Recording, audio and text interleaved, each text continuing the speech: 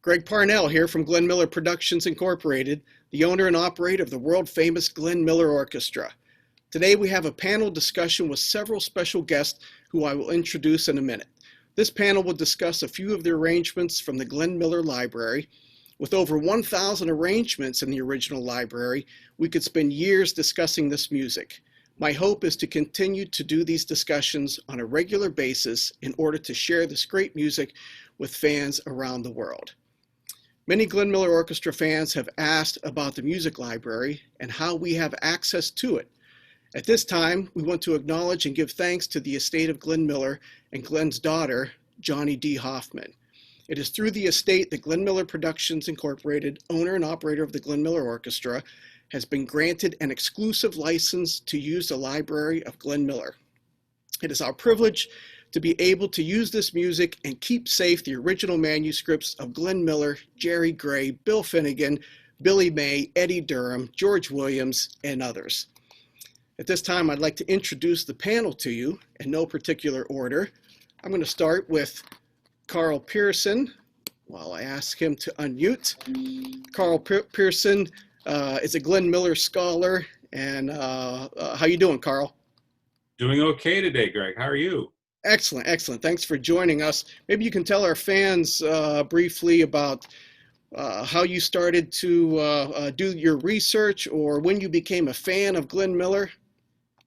Okay, I'll try to do it in the short version. And going first, it's a little scary. Sure. I really got interested in Glenn Miller's music about 1972 when I was still a teenager.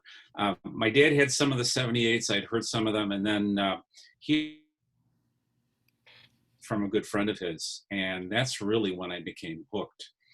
I started really my serious research around 1977. I'd been doing a radio show since about 74 off and on, but it was 1977 when I got into my area of specialty, and that's working with the transcription discs. And so I've been kind of working with that. That's sort of my area of expertise that I work on. Excellent, excellent. So that's short enough? That's excellent. We'll have some questions for you once we get into this music. So okay. I'm going to mute you, and the next person we have here is David Weiner. David is also a Glenn Miller scholar. How you doing, David? I'm fine, and it's Weiner, by the way. Okay, got it. Okay, excellent. Thank you for correcting me. You and Karl are two people in this meeting that I have not met in person, I don't believe. No, I don't think so. Yeah, so this is a big night for me to finally meet you guys. So tell us about your involvement with Glenn Miller's music, and tell us about your blog. I believe you have a blog, is that correct? Yeah, which I haven't updated for a bit, but yes, called The Community Swing.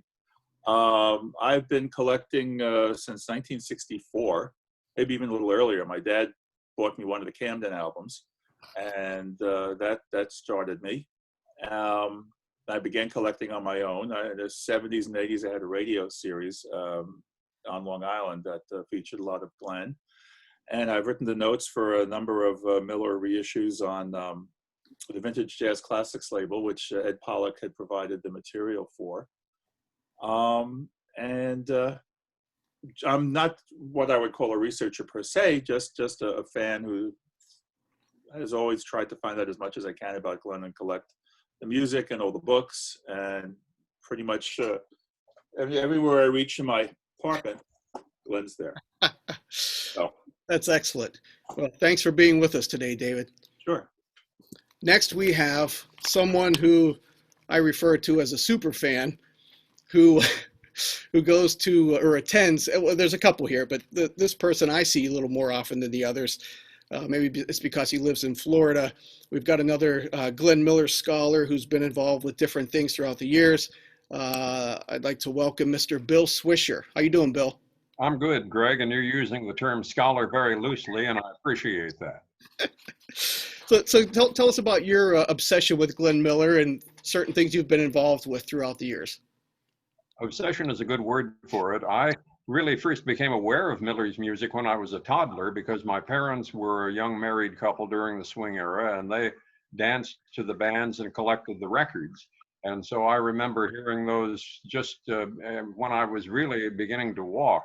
but I got really interested in it when I was in about 8th or 9th grade, which would be 1959, when the guy across the street from me loaned me his album, a 5-disc album that was called Glenn Miller Limited Edition, and that had both some of the studio recordings and some of the air checks, the broadcast recordings. And for a variety of reasons, I got hooked on it then and have stayed hooked ever since. Excellent. Well, I'm sure we'll hear some great stuff from you today. Thanks for being with us. Next person we have here is another person that I've met. I think we met at the Glenn Miller Festival. Also a Glenn Miller scholar, and knows a little bit about music as well. And we hope you can help us with that today. Ladies and gentlemen, this is David Fletcher. How you doing, David? I'm good. How are you? Excellent. Thanks for joining us. Well, I guess we'd have to go back to me in middle school and living in the shadow of an older brother who was a rock and roll fiend. If it was the Stones or the Beatles or Revere and the Raiders, it was coming from the room next door to mine. Okay. And I was a kid in the 60s and into the 70s, but that just didn't really attract me. What I was attracted to was the music I heard coming down the hall from the master bedroom suite, which is where my mother, who was one of the swing kids of the early 40s and late 30s, was playing her old 78s from college, stacked up on an old monophonic hi-fi. And I really was intrigued with the sound of it. And you'd hear nostalgia stations played on the car radio, and I was hearing some of the same music, and I just kind of got the bug that way. This would have been the late 60s.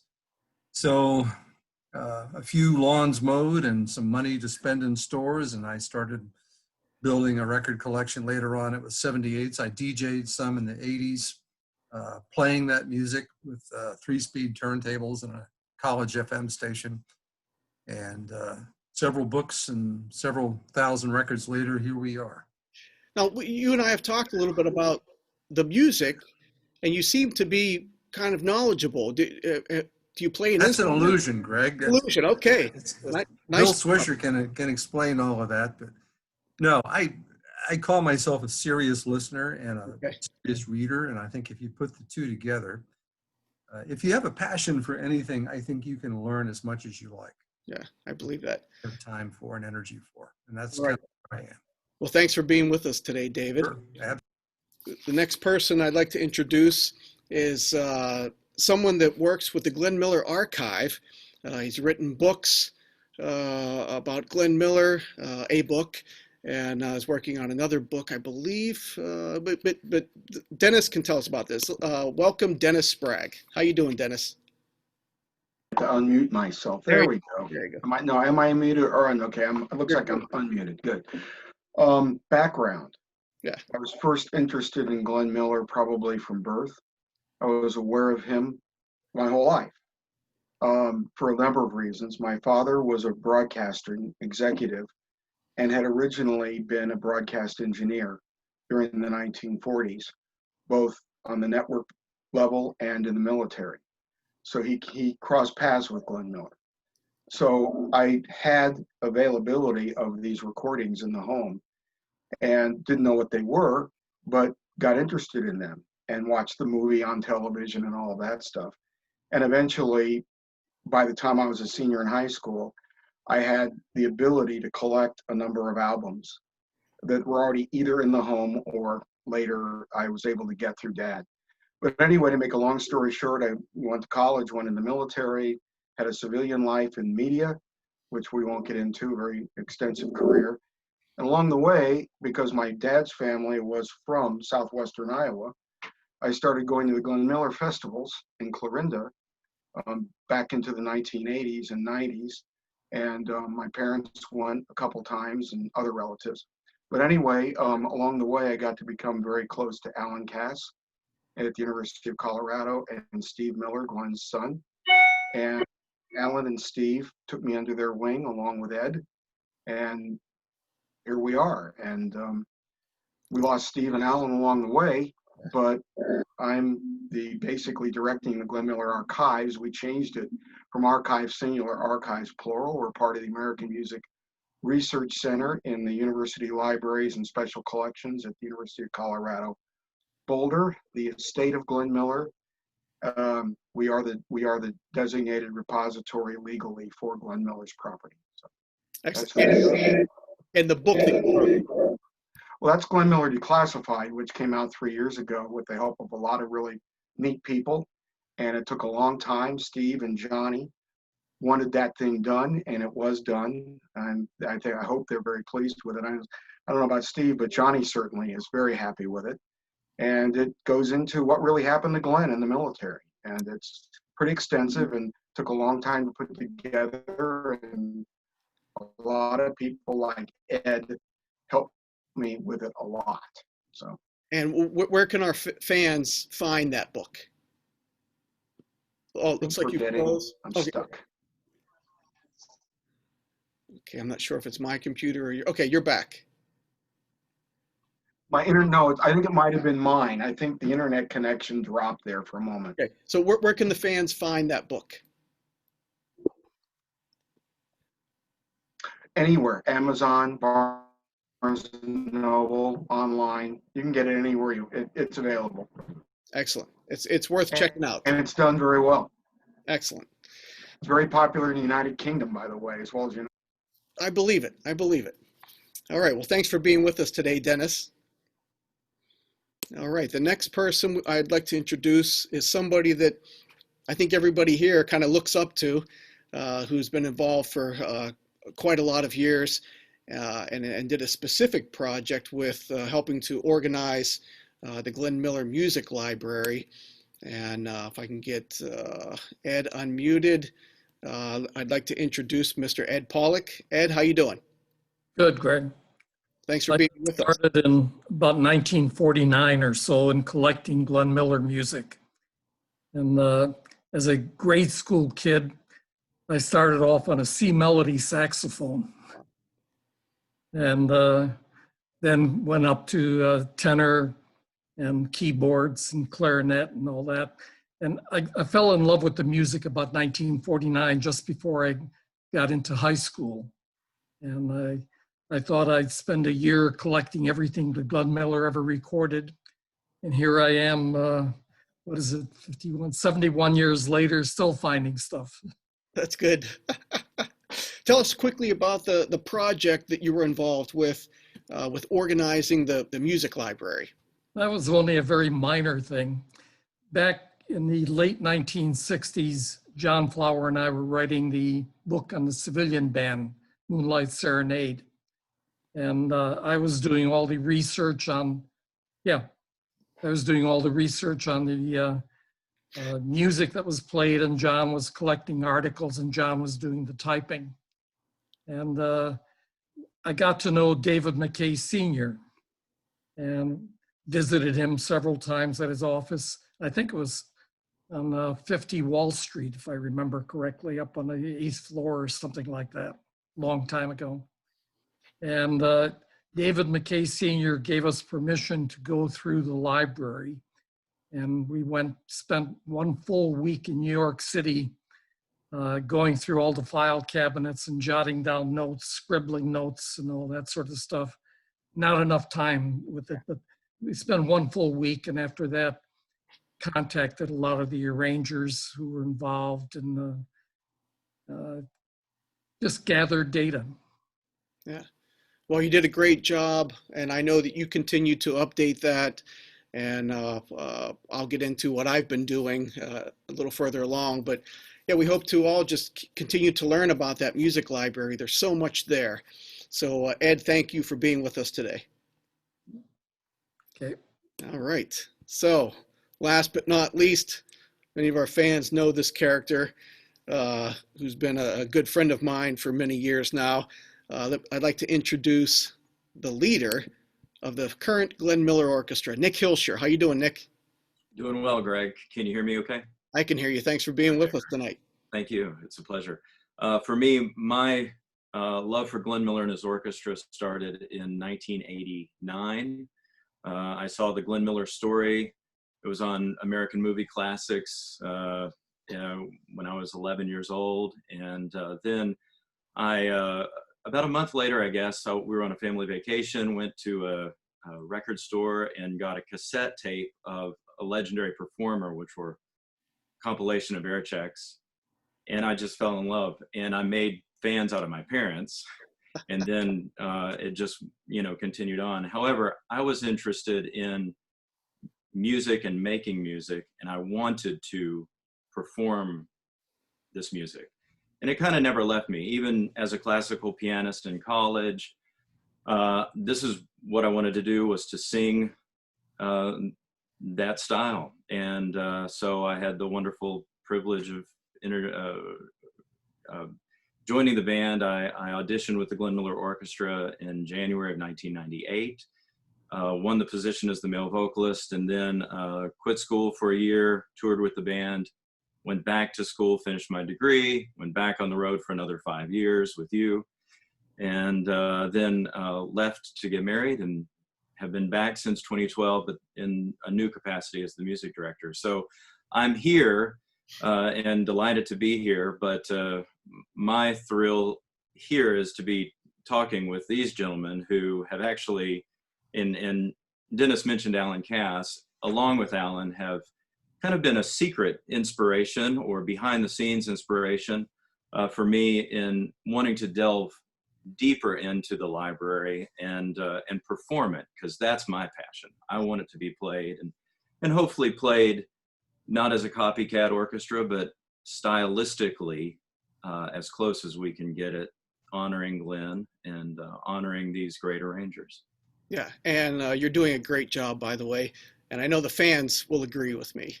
So thanks for being with us today, Nick. Thanks. I didn't think about it, but I guess I should share my story quickly. Someone's going to ask if I don't. So for me, it's kind of the opposite, where I was just a big band drummer.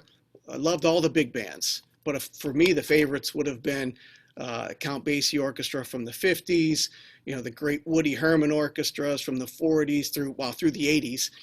Buddy Rich, of course, me being a drummer. So that I was more into those types of big bands. However, I was hired by the Glenn Miller Orchestra in 1996 and enjoyed playing with the band, but I did not do my research. I did enough to know how to play what I needed to do, but I definitely did not dig in the way that I should have, and realize that the older that I get. So I've been, playing catch up for how many years, just trying to learn more about this music, more about Glenn, more about the library. These days, I work for Glenn Miller Productions in our office. Now, most of what we do is business. We're trying to book the band and keep the band on the road. So as much as I would love to spend every day with that library, that's secondary to what we do. If you don't have a band on the road, the library doesn't mean anything. So my current project of trying to preserve all this music and scan it, I've been able to go through each and every folder.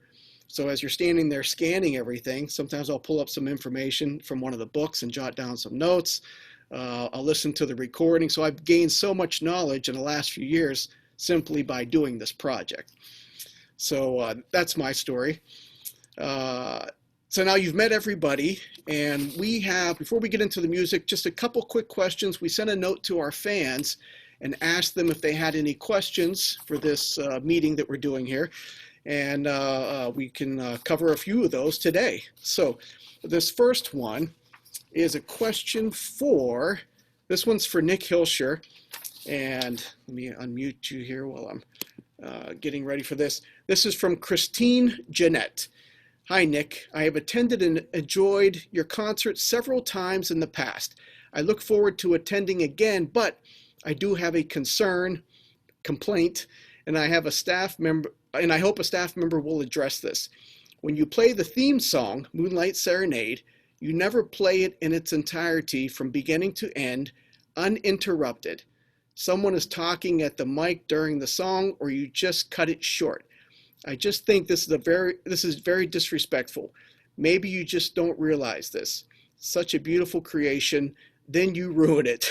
I shouldn't be spreading all of this, but but this has bothered me for years. Thank you for listening. Nick's got a great answer for this, and many of us sitting here know the answer, but go ahead, Nick.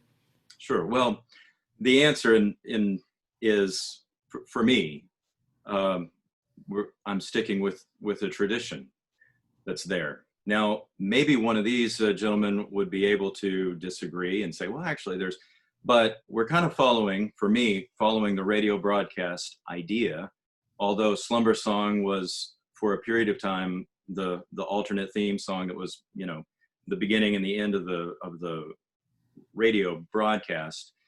When it was Moonlight Serenade would start, the announcer would talk over the theme, and you knew that it was Glenn's band because it's the theme, it's the sound. And then at the end, when the program is over, they go right back to the theme, and the announcer, boom, right into the closing remarks.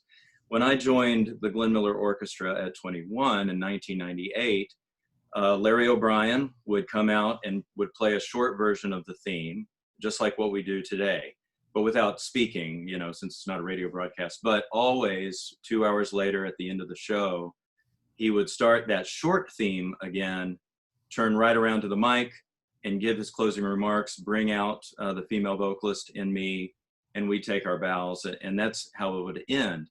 And everybody knew, and maybe it's because that was the World War II era. I would say 90% of our fans at that time coming to the audience members were World War II. They knew this is the routine, this is the way that it goes. It is a gorgeous piece, and I have contemplated throwing it in and doing it as in its entirety and not saying anything all the way through it. But I feel like there needs to be some sort of closure at the end of the show, and that's why we stick with the tradition.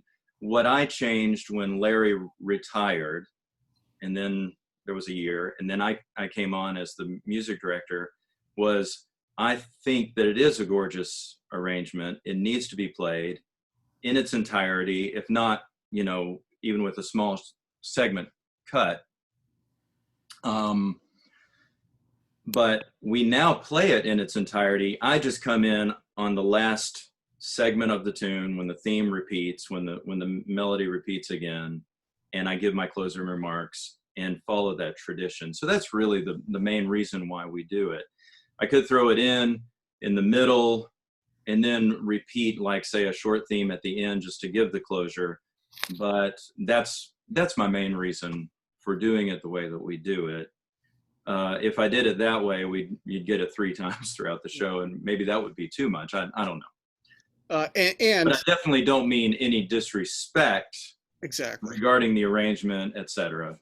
That's not the idea. And this was actually common with many of the bands, right? To That's talk right. over an opening theme or. And when I worked with the Tommy Dorsey Orchestra, Buddy Morrow, we'd start the thing with his theme, "I'm Getting Sentimental Over You." We'd end the night with "I'm Getting Sentimental Over You." Once the trombone came in at the end, Buddy started talking, and it was the closing remarks. Okay, excellent. So let's move through these other questions here. Our second question, let's see here. This is from Brad Moffett. And hey, is the Miller arrangements being preserved as they were performed? For example, when I was in high school and college, we played some Miller music, but the arrangements weren't exactly the same as the recordings.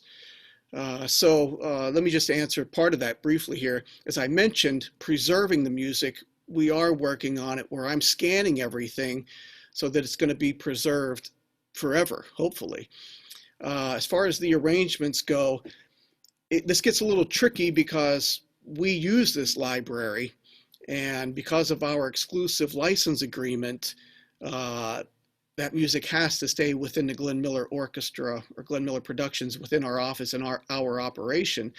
So we haven't been able to publish that music. That's something that we would like to do in the future, and hopefully we can work out to actually get the real deal out there. But for those who enjoy Glenn Miller's arrangements, or the arrangements from the Glenn Miller Orchestra, there are a lot of decent transcriptions out there that you can find that have gotten a little bit closer throughout the years.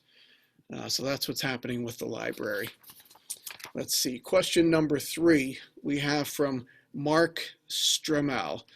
Are there any original GMO members alive? and it says pre-war, and do any of the present members have any access to them? So I'm going to defer to Dennis, because I think Dennis has been involved with different people throughout the years, and maybe he can give us an update. I know one is alive, and Dennis can tell us about that. I'm going to ask Ed for backup on this because we need to verify two, because we lost touch a little bit with them. There are, to our knowledge, one for sure and probably three. The one for sure happens to be in Southern California, and you know who we're talking about. His name is Ray Anthony. And if you were to predict in 1940 that Ray Anthony would be the longest living member of the band, I don't think anybody who was in the band then would have bought into that one. Nobody would have taken that bet. But that's all I'll say. That's Ray. He's there. He's still alive. The other two would be, and we were looking into this, so I don't know for sure, but Raul Hidalgo, the band boy, was still alive in his nursing home in St. Augustine. But bear in mind, he would be 102 now. So I don't know whether or not he's still with us, but he was as the last time we checked. And then third, the other one I'm not sure of, but Ed might know, is Jim Harwood in Michigan, the trombone player from the Army Air Force Band. That would be it. Three. Okay, I've asked Ed to unmute to see if he can verify any of that. Yeah, Ray's still alive. I chat with him about once a year on his birthday, which is, if memory is correct, is 20th of January. Yep. And Raul, I think, died. I'll look it up for a moment. And Harwood is gone also. So the only one I know that's really alive is Ray Anthony. Okay, so I'll answer and Nick can join me on this. The other part of that question, the members having access to any of those people. I've talked to Ray Anthony on the phone, and it's kind of neat for me. You know, I'm only 51, but still, that's kind of a neat thing to talk to Ray Anthony. And prior to that, we used to see on cruises or at different concerts, the Clarinda Festival, and many of you knew Paul Tanner. And Paul Tanner, man, what a great guy. I'm not sure if anybody has ever had anything bad to say about Paul. He was that kind of guy. And man, for us, he would take his time. He didn't need to do this, but he would take his time and spend it talking to the guys, and at whatever time, the current band members. And it was just always so much fun. Nick, you can, let me unmute you here. You can back me up on that. Yeah, that's true. On those cruises, Paul would be there because of a group, Band 2, the letter number 2, C, who would bring him and his wife, Jan, on the ship, and he would do lectures. And the great thing about Paul was that he was able to do his lectures in a way that everybody in the room could feel like they were a part of it. So whether they had a great music education or whether they were just fans of Glenn Miller, he had a great way about him. But it was very, very enjoyable to sit with he and Jan, eat lunch, and just hear him talk. And he engaged, he was encouraging. It was really enjoyable. But he's the only one that I know that I've met all these years. Yeah, same here. Okay, let's finish up these questions so we can get into the music. We've got one more here, and I'm going to ask, after I say the question, whoever feels they have something to say about this, maybe we can get somebody else to talk about it. This comes from Mark Roberts. Would love to know more about the send-up of the Ink Spots and Jukebox Saturday Night. Who were the Ink Spots? And did they mind Glenn Miller taking off on them? Okay, I'm not sure of some of the slang here, but if someone wants to fill in our fans, most of our fans know who the Ink Spots were, but if anybody has anything to say about that being part of that arrangement, and of course that was later changed, but show of hands, anybody want to say anything about this? Okay. Nick, you want to say? Nick can say something. Oh wait, let's get Dennis first. Oh, I just hit mute. All right. I'm going to ask to unmute. Let me get you to unmute. Yeah. I get it. All right. Well, I think that, we need to talk about the fact that the Ink Spots were the second attraction, the extra added attraction with Glenn Miller and his orchestra Okay. at the Paramount Theater in New York in 1939. And if you read the biography that one of the Ink Spots wrote, you will find that they loved him. They thought that because he tasked Eddie Durham to do some special arrangements for the Ink Spots with the band. So like the band would come up out of the pit at the Paramount and they would be playing Moonlight Serenade and they'd do their, music, but the Ink Spots were with them. And we have a few pictures, Ed has a few pictures of the Ink Spots performing with the band. They loved the fact that Glenn helped propel their career. I don't know anything about what happened with Jukebox Saturday Night, but my guess is that they didn't mind at all. No, They gave Glenn a gold watch. At the end of the Paramount thing, they gave Glenn an inscribed gold watch. wow. Thanking him for, helping them. So Excellent. Let me get Nick to oh, Ed, do you want to say something? Yeah, the Ink Spots were Bill Kenny, Orville Jones, Charlie Fugua, Fugua, I can't pronounce it correctly, and Ivory Watson. Those are the four guys. And everything I've read, including an autobiography by one of them, they loved playing with Glenn Miller. They thought that Glenn Miller really gave them the start in the Paramount Theater. That's when it became popular. Okay, I believe that. I want to ask Nick about maybe there's a good reason why this Jukebox Saturday Night, the middle section was changed to another song. I asked you the other day about this, Nick, and you had a good answer. Well, since I've been involved, it's been I'll Never Smile Again. Yeah. And I think that the reason is the Ink Spots had a very unique sound. They had a high tenor, if I didn't know. And that's hard to do and to sustain. And you need to have a real good singer to do that. And then, their formula was that, and then they'd sing the form through, and then the bass, whomever it was, would speak the words. If I didn't know. Now they didn't, but you get the whole thing. I mean, my wife and I just recently, we were out at our fire pit in the backyard and wanted some music to listen to, and we spent about an hour listening to the Ink Spots. It's beautiful music. They were extremely talented. And so it's hard to recreate. So I think that at some point when Glenn Miller Productions decided to start a vocal group, Moonlight Serenaders, I'm not sure how long that's been around, honestly. It's just always been there since I've been involved. And they did Jukebox Saturday Night. They put I'll Never Smile Again in there, and it's the Pied Piper's Frank Sinatra version, or more of a nod toward that. And so I think it's just that it's difficult to recreate. Whereas it's a little easier to, a little more along the Four Modern Airs, Moonlight Serenaders, Pied Pipers, realm to do I'll Never Smile Again. Well, The guy who did both the high part and the low part was Ralph Brewster. Okay, excellent. That's right, because there was a video or I've seen a video of it. Yeah, and when Ralph was gone, no longer involved with it, I think that's when they changed it. I don't think they could find somebody to replace Ralph. That makes sense. Well, there was a recording of Jukebox Saturday Night that I remember hearing. Of course, it would have been later, I don't know, late 40s or something, but where they did other things like, I can't think of the other artists, but none of it was Harry James or, Pied Pipers. You guys probably know. Two things. Let me, asking to unmute Karl. There you go. In the Air Force band, Lynn Allison did the high part.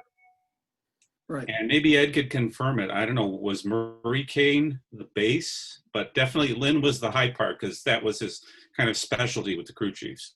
Yeah, you're correct. Let's see, Bill, you had something? Yes, to go back to something that you were saying earlier, that Nick was saying earlier, the modernaires through the years did indeed change the impressions, and some of the ones that they did in the 50s and 60s included Tony Bennett, the Four Aces, and several others of that type. Excellent. They did Frankie Lane for a while. They may have done Liberace for a while. Okay. Let's go to David Fletcher. If you want to unmute, there you go. I have a question. Maybe Dennis knows this. Were Glenn and the Ink Spots a double bill? Did they have equal billing on the Paramount marquee? No. Glenn Miller had top billing, Ink No. Spots had lower billing, but they had, You look at the pictures, Miller was first. David, the ink spots are, it's a special attraction. They call it special attraction under Glenn. Okay. Glenn at top billing. Okay, excellent. Anyway, so we've answered the questions from our fans. And now the main reason we're here is to talk about just a few examples from the Glenn Miller library. And I thought the best way to start this would be to go to catalog number 1. This may have been the very first thing that Glenn wrote for his own band. Of course, he wrote for other bands prior to that. But the one that's called chart number 1, and for the fans who don't know how this works, there's a number that's put on each arrangement as a way to catalog the arrangements. And this is number 1. It's called Community Swing.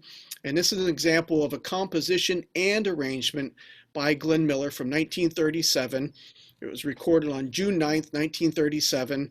The soloists were Manny Klein on trumpet, Hal McIntyre on clarinet, and a short drum solo by George Simon, who many of you might know from his different writings, including a book about Glenn Miller.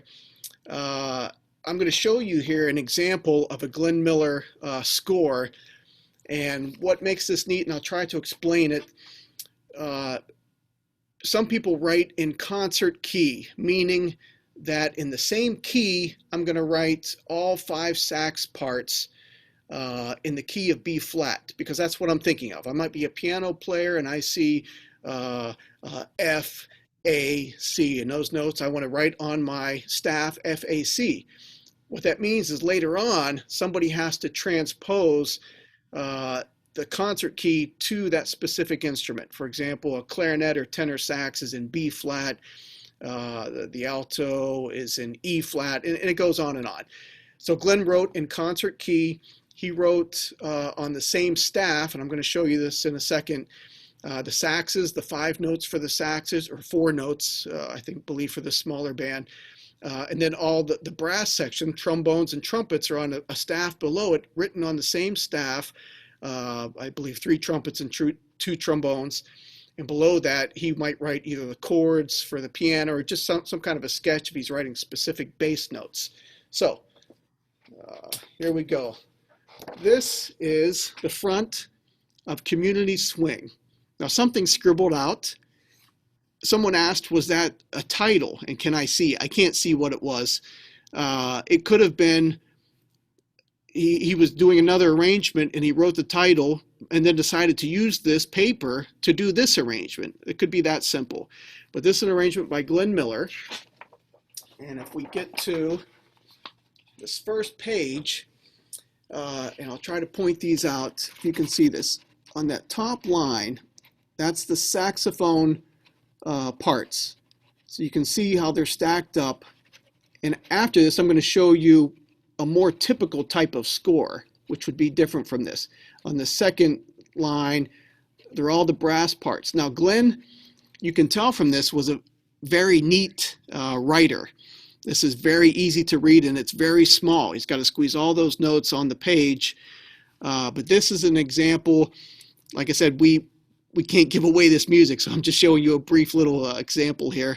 But this is a Glenn Miller score. For those of you who have never seen it, it's really kind of interesting.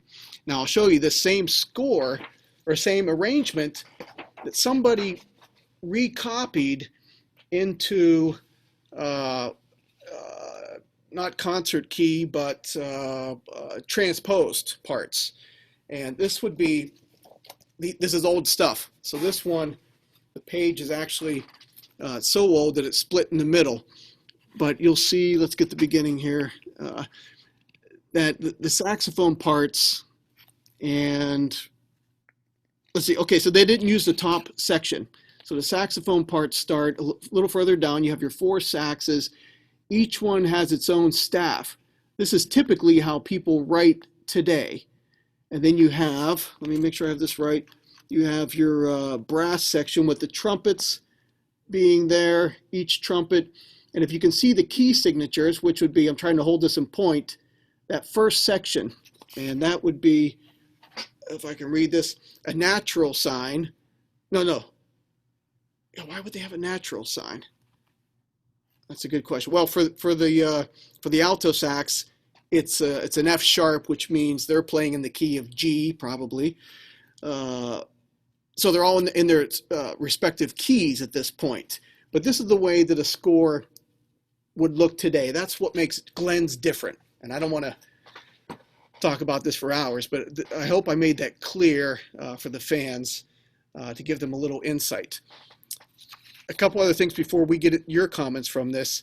We're going to play this. I'm going to get Nick to play it in a minute here. I think this sounds very similar to a Benny Goodman type tune from the same era. It's a riff tune, which means they're playing the same type of riffs over and over. What changed from that arrangement to the recording is not much, but he originally wrote a 2-bar drum break, and on the recording it's a 4-bar or 4-measure drum break. And here's what's interesting, and I'll never know the answer, but George Simon continues into the 5th bar. Now, I've read where George says that he was struggling, and that's why eventually he got out of playing the drums. But he sounds great on the recordings. But he even said that, this was a challenge for him. I don't know if he made a mistake and continued into the 5th bar or not. We'll never know. And I'm going to get to your comments here, but let me finish with this stuff. And then the other thing is, from Glenn's original score, the last 6 bars that he wrote, 4 of them are different on the recording. He chose to use 4 measures from a different section, and then the last 2 final bars. So he even altered his own scores. He was famous for altering other people's scores, but he even altered his own. So before we get our comments, let's hear this from Nick, if you're ready. I'm ready.